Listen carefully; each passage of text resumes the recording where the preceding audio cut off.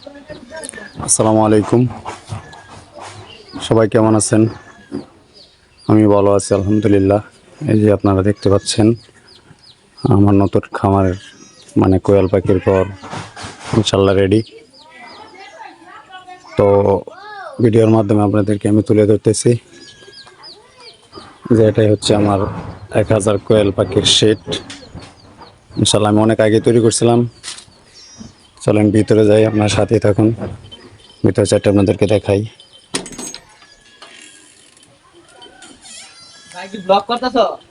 এটা আমি অনেক আগেই তৈরি করছিলাম মুরগি শেড হিসাবে, মুরগি তুলতে চাইছিলাম, কিন্তু পরবর্তী সময়ে চিন্তা ভাবনা অন্যরকম, চিন্তা ভাবনা পাল্টাইছে।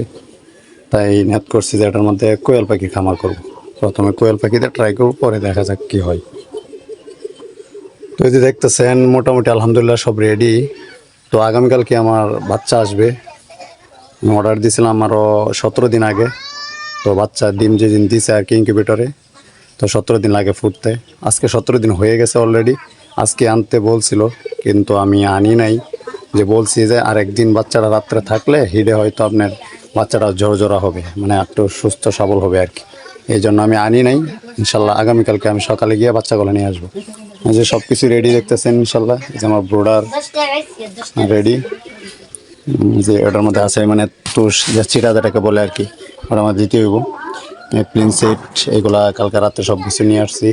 তারপরে যে ব্রোডার দেখতেছেন, লাইট দিছি। এই যে লাইট দিছি আপনার চারটা মানে একটা খোলা রাখছি কালকা, একটা এলইডি লাইট দেওয়ার চিন্তা ভাবনা করছি, যেগুলো এসিডিসি মানে কারেন্ট গেলাগাও জ্বলবে এরকম। যেহেতু আমার কারেন্টের লাইন একটা, কারেন্ট চলে যাওয়ার সম্ভাবনাই বেশি। এটা হচ্ছে আপনার 100 পাওয়ারই, আর ওটা হচ্ছে 200 পাওয়ারই। তো 200 পাওয়ারি দুইটা থাকবে, 100 পাওয়ারি দুইটা থাকবে। তারপর আবার তাপ নিয়ন্ত্রণ করার জন্য একটা মিটার আনছি।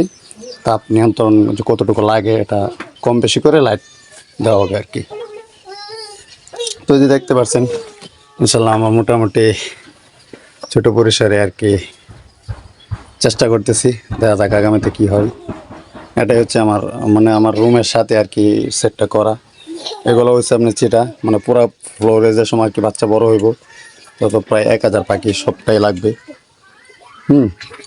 আর এই যে তিরপল এটা আনছি, এটা আপনার দিব যে এই সাইডে আর কি, এই সাইডে আর কি দিব সামনে আর কি, যাতে যেহেতু ঠান্ডার দিন শীত অনেক কুয়াশা আসবে, এই জন্য এগুলো দিছি। এগুলোতে ফাঁক ছিল, ভাবছিলাম যে মুরগি পালবো, এই জন্য ফাঁকা রাখছিলাম।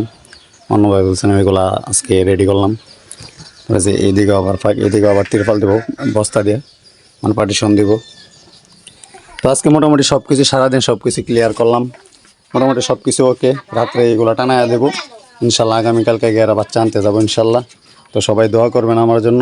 ছোটো পরিসরে শুরু করতেছি, আমার চিন্তা ভাবনা অনেক দূর ইনশাল্লাহ। যদি আল্লাহ সফলতা দান করে, মানে এখান থেকে যদি কোনো বেনিফিট পাই ইনশাল্লাহ, তাহলে আগামীতে আরও বড়ো পরিসরে অনেক কিছু করার চেষ্টা করবো খামার সেক্টরে আর কি ইনশাল্লাহ। মানে তো যে কিছুক্ষণ আগে স্প্রে করলাম দেখতেছেন, এটা হচ্ছে আপনার জীবাণুমুক্ত, যেটাকে বলে কি বলে জানি এটা, পটাশ।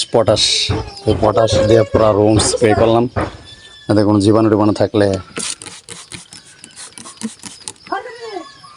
মানে মারা যায় আর কি। তো ভিডিওটা আজকে এই পর্যন্ত শেষ করছি।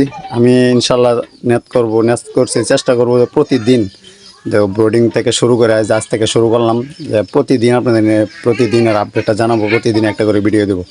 তো সবাই আমার চ্যানেলে সাবস্ক্রাইব করে রাখবেন। তো আমার সাথেই সবাই থাকবেন, দোয়া করবেন আমার জন্য, এটাই। তো সবাই ভালো থাকেন, আসসালামু আলাইকুম। দেখা হবে কোনো পরবর্তী এক ভিডিওতে।